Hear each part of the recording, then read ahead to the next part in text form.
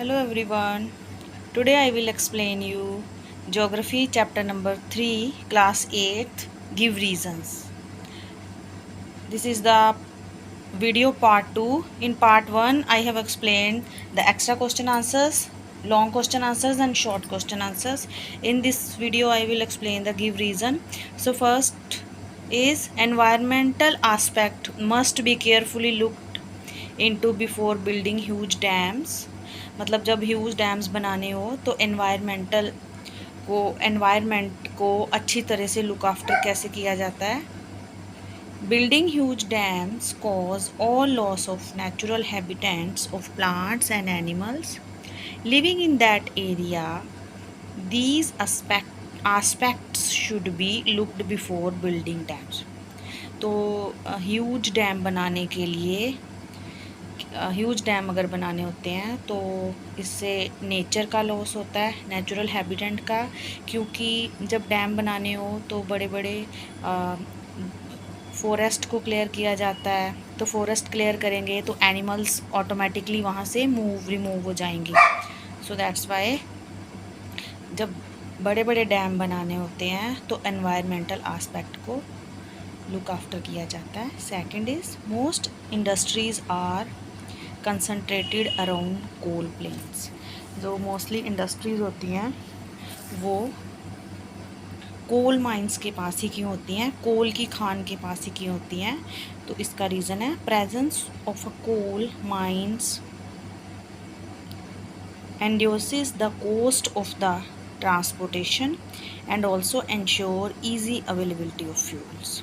तो जो coal mines जो इंडस्ट्रीज़ होती हैं उसमें कोल की ज़रूरत पड़ती है एज ए फ्यूल्स. तो जो कोल होता है बल्कि प्रोडक्ट्स होता है और इससे ट्रांसपोर्टेशन भी ज़्यादा लगता है. सो दैट्स वाई जो कोल माइंस हैं, इंडस्ट्रीज़ हैं, वो कोल माइंस के पास होती हैं. Petroleum is refused to as black gold. Petroleum is referred to as a black gold. तो इसका रीज़न है because petroleum is very valuable fuel used for running machinery, transport vehicle and bulky goods and aeroplane also. तो जो petroleum है valuable fuel है, इसको use किया जाता है मशीनरी को रन करने में, ट्रांसपोर्टेशन में, व्हीकल्स में, इवन की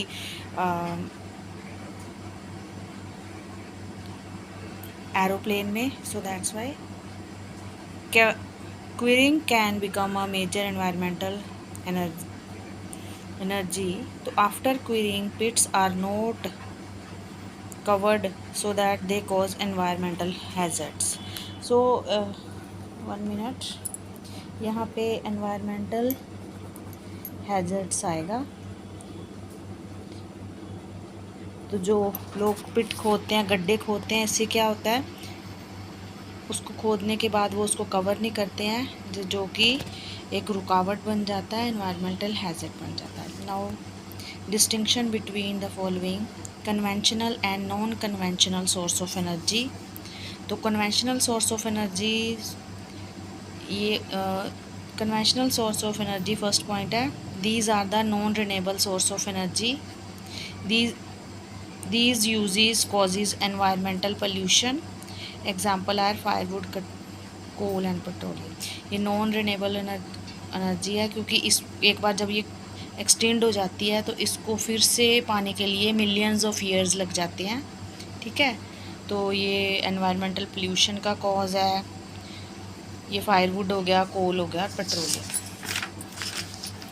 now non conventional source of energies are these are the renewable source of energy. Their use don't cause pollution.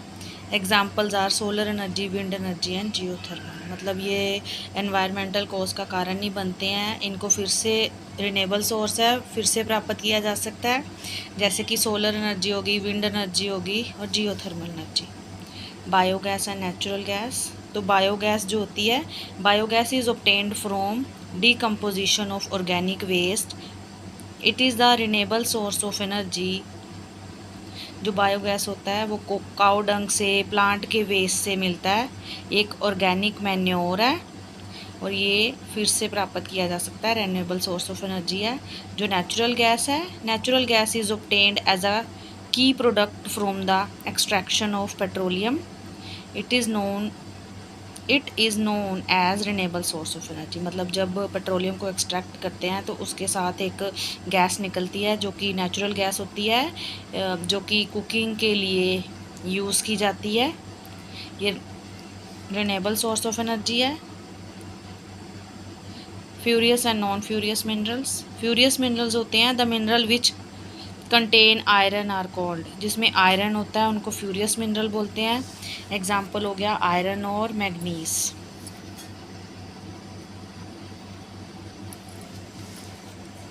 And non ferrous है the minerals which don't contain iron but may be contain some other material are called as non ferrous minerals. Example are gold, silver etcetera. Now last है metallic and non metallic minerals. इसके name से ही indicate होता है कि metallic minerals होते हैं the mineral which contain metal are called metallic mineral. Example है iron, copper, manganese and gold. And non metallic mineral होते हैं the mineral which don't contain metal are called non metallic minerals. Examples are limestone, mica, coal and petroleum etcetera. So this is the explanation of differences and reasons. अगर आपको ये video useful लगा हो तो आप like कर देना और कमेंट कर देना, और जिन्होंने चैनल को सब्सक्राइब नहीं किया वो सब्सक्राइब भी कर देना। Thank you.